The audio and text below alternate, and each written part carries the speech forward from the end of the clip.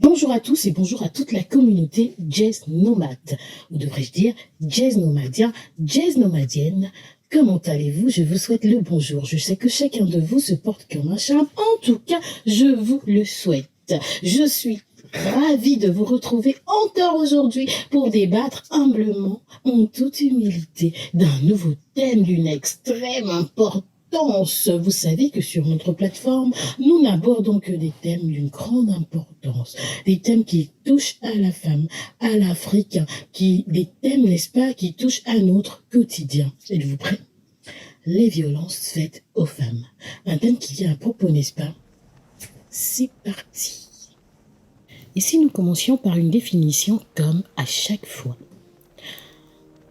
Tout acte de violence dirigé contre le sexe féminin, causant ou pouvant causer aux femmes des dommages, un préjudice, des souffrances physiques, sexuelles ou d'ordre psychologique ou même des menaces de tels actes, la contrainte ou la privation arbitraire de leur liberté dans la vie publique ou dans la vie privée. C'est ainsi que l'Assemblée de l'ONU en 1993, qui a adopté une déclaration de l'élimination de la violence en l'égard des femmes, a défini la violence. Tu es probablement aussi choqué que moi de savoir que ce n'est qu'en 1993 que cette déclaration de la prévention vis-à-vis de la femme a été adoptée. Les femmes, on sait qu'elles subissent des violences depuis. Pourtant, on sait que les violences subies par les femmes constituent l'une des violations des droits humains les plus répandues dans le monde. Comment se fait-il donc que ce n'est qu'en 1993 que l'Assemblée de l'ONU se réunit et adopte une déclaration de l'élimination des violences faites aux femmes? Et pourquoi, à ce jour, on constate plutôt que de regresser? C'est un phénomène qui a l'air de se normaliser, un phénomène qui a l'air de se répandre, un phénomène contagieux de génération en génération. Parlons-en, comment l'éradiquer? Est-ce possible? Comment éviter que la violence se répande davantage? On peut le dire, la violence faite aux femmes est la manifestation la plus répandue de l'inégalité homme-femme. Oui, les femmes sont physiquement plus faibles et cela a aggravé la domination des hommes sur elles à travers les âges. Ce phénomène atteint les femmes de tous les milieux, dans la vie publique, dans la vie privée. Enfin, toutes les femmes sont concernées. Environ 50 000 femmes entre 29, je dirais même entre 20 et 59 ans, sont victimes du viol chaque année. Et je n'exagère pas, c'est des chiffres officiels. Source ONU. La plupart des viols sont d'ailleurs commis par des proches. Et puisqu'en Afrique, c'est considéré comme une affaire de famille, le plus souvent, les actes ne sont pas déclarés. Et la police, bien sûr, ne sont pas repris. Mais il y a pire. Et oui. Lorsque les abus sont commis par un conjoint, on dira à la femme, il ne faut pas exposer ton couple dehors. Mais non, il faut lever le voile sur les violences subies par les femmes. Encore plus particulièrement lorsque c'est au sein du couple, il faut aider les femmes à briser le silence dans lequel les maintient les violences répétées. Une femme sur 3 subit au moins une forme de violence physique sexuelle depuis l'âge de 15 ans. Une femme sur 2 est victime d'une forme de harcèlement sexuel. Mais le signalement de ces abus reste faible parce que les femmes ne sont pas écoutées. Nous sommes toutes soit victimes, soit exposées à des formes de violence qu'il faut dénoncer. Le plus souvent, les femmes sont les plus dures avec des femmes comme elles. Elles déclarent « c'est ça le mariage, il faut supporter ». Ou encore « oh écoutez, celle-là, elle l'a bien mérité et elle a la langue bien pendue ». Ces violences peuvent prendre plusieurs formes. des violences domestiques, donc des coups, des insultes, des viols, humiliations, féminicides, oui, parce que ça va très loin. Ça peut prendre la forme de harcèlement ou agression sexuelle. Donc, viol, les avances sexuelles non désirées, les harcèlements dans les rues, dans les cyber, enfin, sur Internet.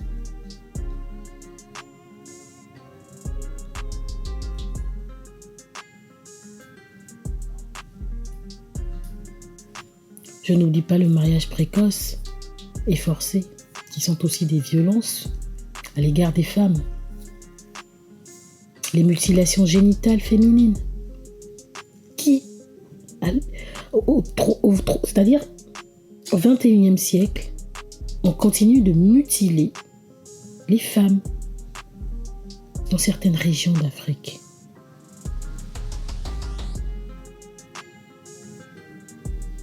Il y a le trafic d'êtres humains, l'esclavage, l'exploitation sexuelle, etc. C'est devenu presque normal, le proxénétisme, etc. Il y a les violences économiques. Si une femme est dans une relation et qu'elle a le malheur d'être économiquement faible, alors là, c'est un moyen de pression extrême. Retenons simplement que les violences faites aux femmes peuvent être exercées dans tous les domaines de la vie, au travail, dans le couple, au sein de la famille, à l'école, dans la rue, dans les milieux hospitaliers, dans les transports en commun, sur Internet, sous toutes ses formes, sur forme physique, psychologique, économique, administrative, verbale, etc., etc., etc. Qu'elles soient ponctuelles ou passagères, ou sur le long terme, elles restent de la même gravité. Il ne faut pas dire « ouais, mais ce n'est arrivé qu'une seule fois ». Aucun acte de violence ne doit rester isolé, négligé. Aucun. Parce qu'aucune femme dans le monde ne doit subir de violence. Toutes les femmes sont concernées, qu'elles soient petites, qu'elles soient âgées, donc peu importe leur âge, quel que soit leur milieu social, leur milieu professionnel, leur milieu culturel, la violence a un passeport universel. Elle entre dans tous les milieux, dans toutes les maisons, dans toutes les familles. Il n'y a aucun endroit sur Terre qui soit exempt.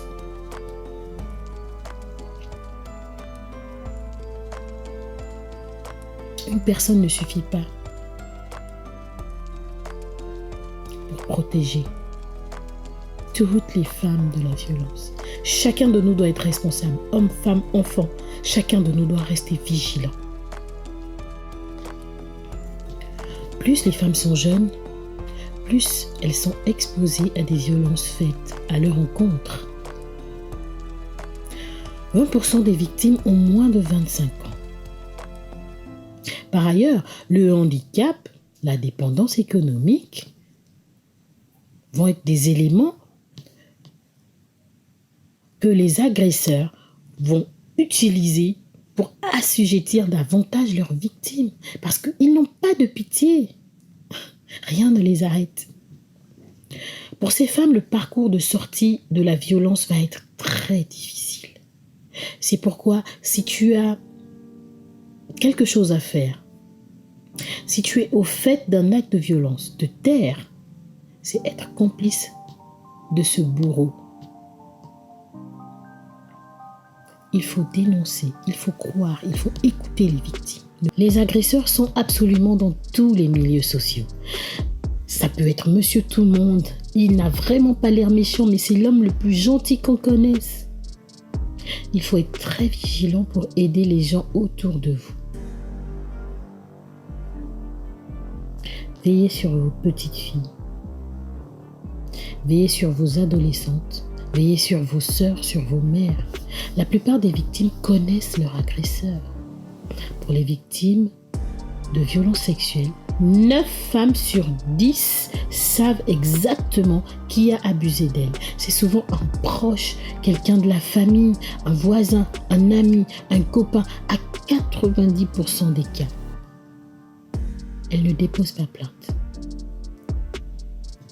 Ça s'explique par le fait de la honte, la culpabilité qu'elles ressentent. Ça paraît étrange, mais oui, la victime peut ressentir de la culpabilité parce qu'elle a l'impression que c'est sûrement de sa faute. Il est vrai que les hommes subissent eux aussi des violences, mais l'ampleur du phénomène est différente. Pour les femmes, cela commence très tôt, dans le cadre familial, dans le cadre scolaire, dans la vie professionnelle et tout au long de leur vie. Ça ne finit pas. C'est un véritable problème de société qui mérite d'être prévenu. Excusez le ton grave que je prends aujourd'hui, mais c'est un sujet grave. Ça va tellement loin que la société tend de faire croire à la femme. Plus sérieusement, la société tend de faire croire que les espaces publics appartiennent aux hommes et que la femme, sa place est dans les espaces feutrés de la vie privée, du foyer. Elle n'a rien à faire là, dans la rue, elle n'a rien à faire dans une salle de sport, elle n'a rien à faire dans un terrain de football, elle n'a rien à faire dans une fête foraine. Je veux dire, elle n'a rien à faire là, elle doit être dans son foyer, à s'occuper de ses enfants, de son mari. Les espaces publics, c'est pour les hommes.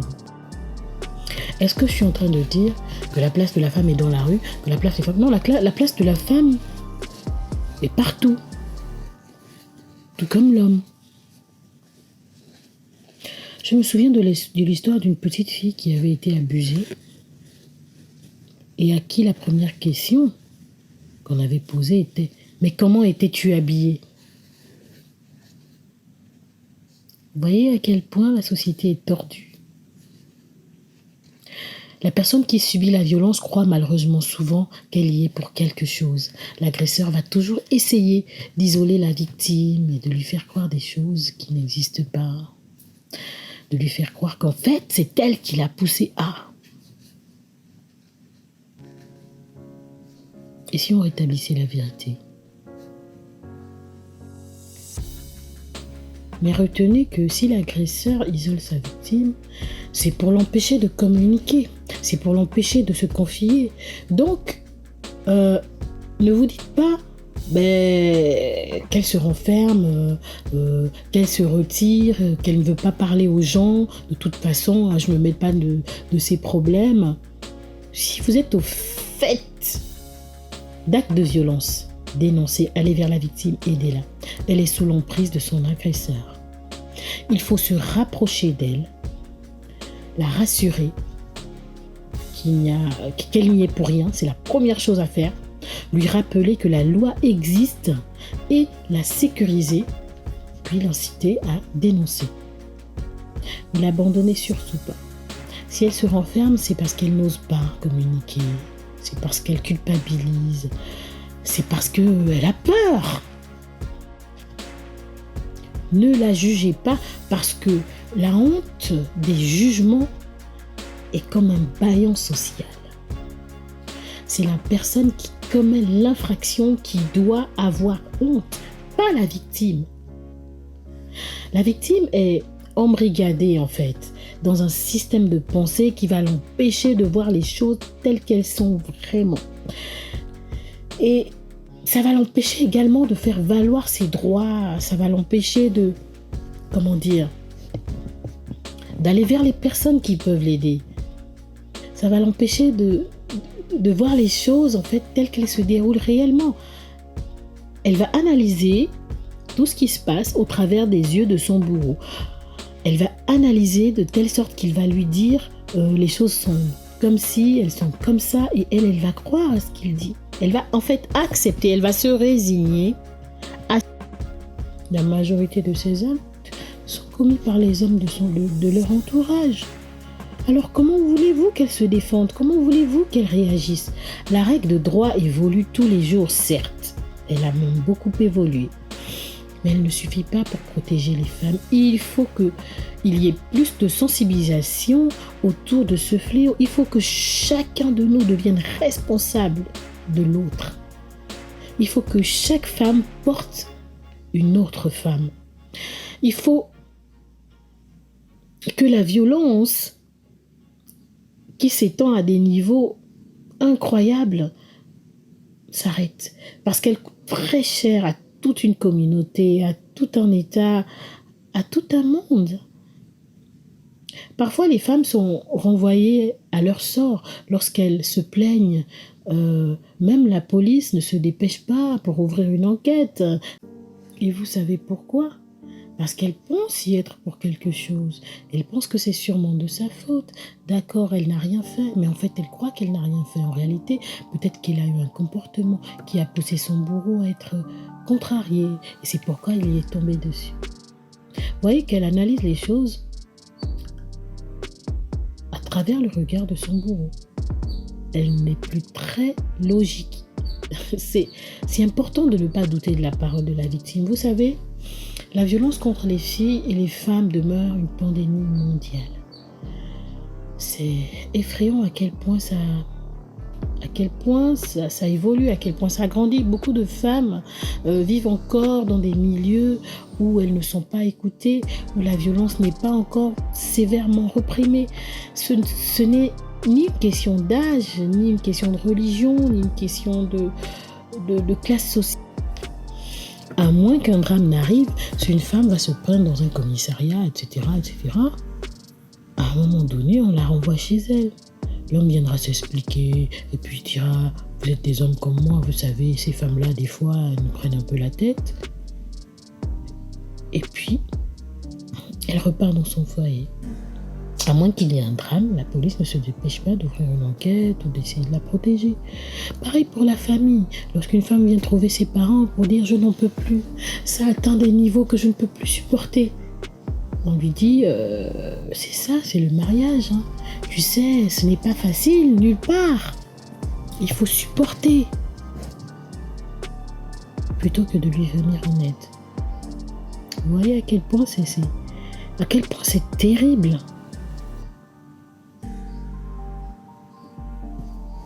Il faut que ça s'arrête.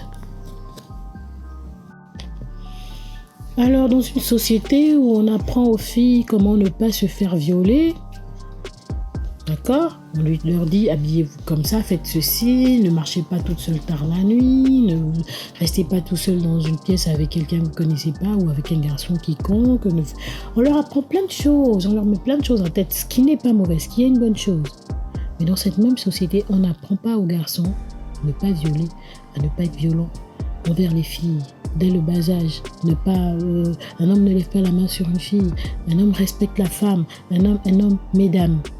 C'est aussi de notre responsabilité. Éduquons mieux nos enfants, nos fils, nos garçons. Dès qu'ils sont tout petits, inculquons-leur des notions qui leur servira plus tard. Apprenons-leur à respecter la femme dès le berceau. Parce que finalement, cette femme, c'est nous, c'est notre fille, c'est notre sœur, c'est notre mère, c'est notre... Dans cette même société, on dit aux garçons que la fille, ça se conquit, ou ça s'arrache. Ça se prend, Comment ne pas s'étonner que la femme soit régulièrement exposée à la violence? Je veux m'adresser à une femme et lui dire, ne demeure pas là où on te rabaisse, là où on te bat, là où on te détruit, là où on t'offense, là où tu n'as aucune valeur, là où on te réduit à néant. Le but de l'agresseur, c'est d'influencer et contrôler tes émotions, ton raisonnement objectif. Il efface ta confiance en toi. Alors, dans ce contrôle, il efface ton estime de toi, il efface ta confiance en toi. Il favorise une atmosphère de peur, d'accord? D'instabilité, d'imprévisibilité. Tu ne sais jamais à quoi t'attendre. Tu es sur le qui-vive. Il passe constamment de la joie à la colère. Enfin, il joue avec tes émotions, en fait. Il te pousse constamment hors de toi. Toujours un peu plus, jusqu'à ce que tu éclates. Par ses mensonges, sa tromperie, ses insultes, ses coups, ses sarcasmes. Tu ne vaux rien, tu n'es rien, tu n'existes que par moi. Il te pousse. Il te pousse. Il te pousse. Chaque jour un peu plus. Et quand tu réponds par la colère ou par un acte répréhensible, tu deviens la méchante. Quand tu réponds à ses coups, à ses provocations, à ses humiliations, tu lui donnes une raison de justifier son attitude. Il te bat encore plus, il t'humilie encore plus, il t'insulte encore plus, il t'expose encore plus. Voyez-vous, elle n'a aucune éducation, elle ne me respecte pas. Ne réponds pas par la colère. Ne deviens pas la femme qu'il veut que tu deviennes, ne deviens pas la méchante. Ne lui permets pas de justifier son attitude, ses coups.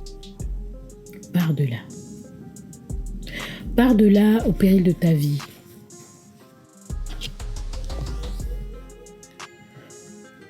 Pars de là, sauve-toi, sauve ta vie, sauve tes enfants, sauve ta famille. Je veux dire, sauve-toi.